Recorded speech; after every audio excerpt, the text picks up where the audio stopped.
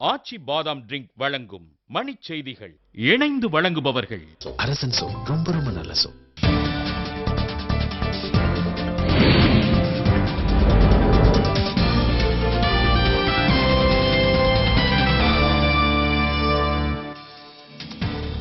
டெல்லியில் நடுவண் புலனாய்வுத்துறையின் புதிய அலுவலகத்தை திறந்து வைத்தார் பிரதமர் மன்மோகன் சிங்.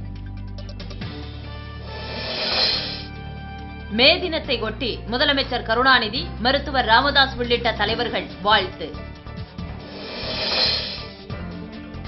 சென்னையில் 1.5 கோடி ரூபாய் கொள்ளை நிகழ்வு தொடர்பாக ஒருவர் கைது.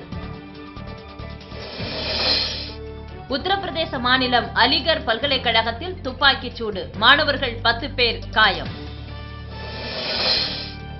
ஸ்பெக்ட்ரம் விசாரணை அறிக்கையை மக்களவைத் தலைவரிடம் இன்று வழங்க முரளி மனோகர் ஜோஷி திட்டம்.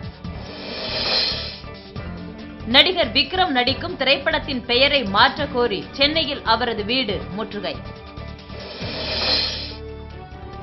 போர்க்குற்ற விவகாரம், இலங்கைக்கு 3ஆம் தேதி செல்கிறார் அமெரிக்க அமைச்சர் ராபர்ட் பிளேக். ஏர் இந்தியா நிறுவன வானூர்திகளின் வேலை நிறுத்தத்தால் 300க்கும் மேற்பட்ட வானூர்திகள் ரத்து.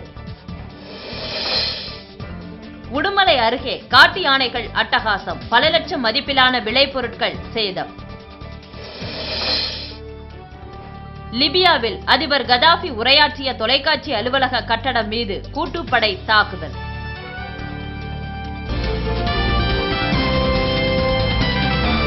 மணி செய்திகள் வழங்கியவர்கள்